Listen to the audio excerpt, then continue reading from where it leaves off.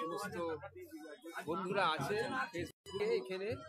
তো আপনার নতুন বই কাঁসাইপাড়ার 1 বছর মুক্তি পেয়েছে, আপনি বললেন বইটা একটু দেখাবেন আমাদের বন্ধুদের। তো দত্তাদি এসছে আমাদের শ্রীজয়দীপ আশ্রমের T8 স্টলে। তো ওনার উনি একজন শিশু সাহিত্যিক, প্রখ্যাত শিশু সাহিত্যিক। বিভিন্ন শিশুর বিভিন্ন বিষয় নিয়ে, শিশুদের বিভিন্ন মনোরঞ্জন বিষয় নিয়ে উনি লেখেন এবং সেই বিষয় নিয়ে মানুষকে, শিশুদের সংলগ্ন অনেক বিষয় নিয়ে মানুষকে অবহিত করে। তো এখনকার দিনের আমরা যে শিশু সাহিত্য দেখতে পাচ্ছি, আমরা যখন আনন্দমেলা পড়ি বা বিভিন্ন রকম বইপত্র পড়ি, তখন দেখতে পাই যে একটা পর্যায়ক্রমে একটা রকমের ভয়, হিংস্রতা শিশু সাহিত্যের মধ্যে ঢুকে যাচ্ছে। মানে আজকাল শিশুরা বইও অনেক কম পড়ে, সারাক্ষণ রিলস দেখে। তো এই আপনার কি মনে হয় এই সময়ে কি শিশু সাহিত্যের প্রাসঙ্গিকতা হারিয়ে ফেলছে এবং শিশু সাহিত্য কি নীতিভ্রষ্ট হয়ে যাচ্ছে? আজকাল আগেকার দিনে আমরা শিশু সাহিত্য যখন পড়তাম তখন একটা সাহিত্যের মধ্যে দিয়ে গল্পরা যারা যারা সাহিত্যিক ছিলেন তারা একটা শিক্ষা দিতেন, তাদের একটা নীতির ব্যাপার ছিল। এখন কি আমরা এত বেশি সৃজনশীল হয়ে গেছি যে আমরা নীতিটাকে আর মূল্যবোধটাকে আর ওই সাহিত্যের মধ্যে দিয়ে শিক্ষা দিচ্ছি না? এখন আপনার কি মনে হয় এখনকার বর্তমান সাহিত্যের পরিপ্রেক্ষিতে আপনি শুনে লিখছেন, পরিপ্রেক্ষিতে এই প্রশ্নটার উত্তরে আপনি কি আমি চান? শিশু সাহিত্য কি নীতিভ্রষ্ট হয়ে গেছে? আপনার কি?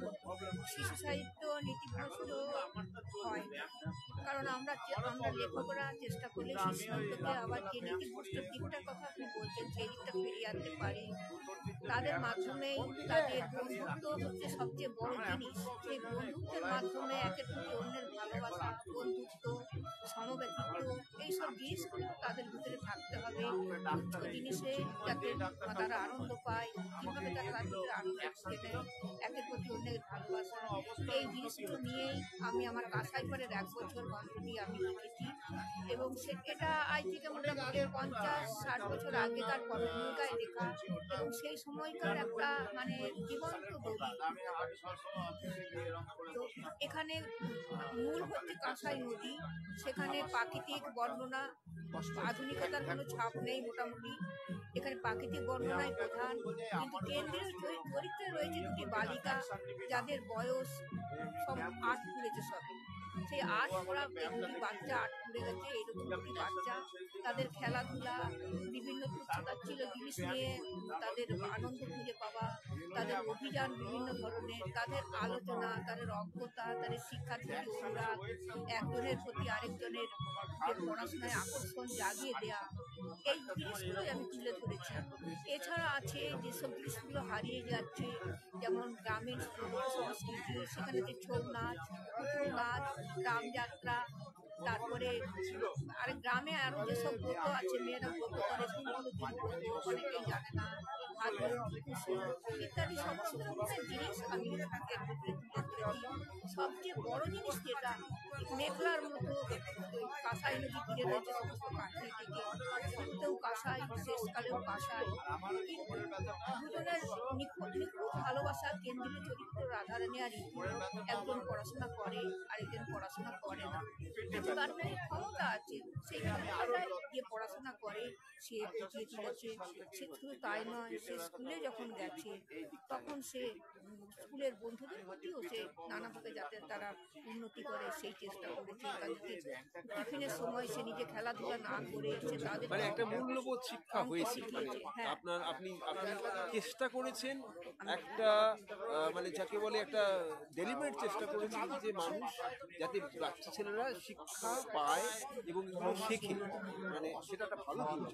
আরেকটা জিনিস আপনি খুব ইম্পর্টেন্ট কথাটা বললেন যে লোক সংস্কৃতি, বহু লোক সংস্কৃতি, যারা খুব ইম্পর্টেন্ট। কারণ শুভদ্বীপের আমাদের এই সংখ্যাটা আমরা করছি রারবঙ্গের সংস্কৃতি এবং সাহিত্যের উপর, কিছুদিন পরেই এসব রিলিজ করবে।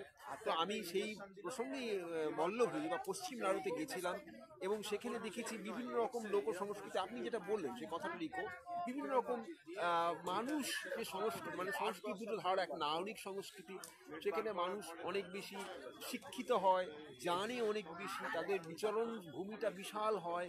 সুতরাং আর লোক সংস্কৃতির ক্ষেত্রে আমি জিজ্ঞাসা করেছি এই সমস্ত মানুষদের কাছে যে কোথায় থেকে তোমরা জানলে, বা এই যে বিভিন্ন রকম নতুন রকমের আচার, বিভিন্ন রকম নৃত্য, তো ওরা বলেছে আমার পরিবার থেকে জেনেছি। এবং তার যে পরিধি, যে সংস্কৃতির যে পরিধি, সেটাও খুব কম, ওরা ওই জায়গাটুকু করে জানে।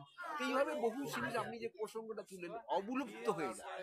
হ্যাঁ, তো এই প্রসঙ্গটা আমি দেখেছি যে বহু জিনিস অবলুপ্ত হয়ে যায়। শিশু সাহিত্যের ক্ষেত্রেও বিভিন্ন আচার থাকে, লৌকিক আচার মানুষেরা পালন করে, সেগুলো আর থাকে না। তো আপনার যেটা মনে হচ্ছে, যে আমি জাস্ট আমরা একটু ছোট্ট ডিসকাশন করলাম, আপনার বই সম্বন্ধে সই করলাম, আপনার যা মতামত বুঝলাম, তাতে বুঝলাম যে না, নীতি শিক্ষা হচ্ছে, এবং হয়তো নীতি শিক্ষার সঙ্গে সঙ্গে আমাদের 1 নম্বর যে সাহিত্যিকরা নীতি শিক্ষা একটু দেওয়া দরকার।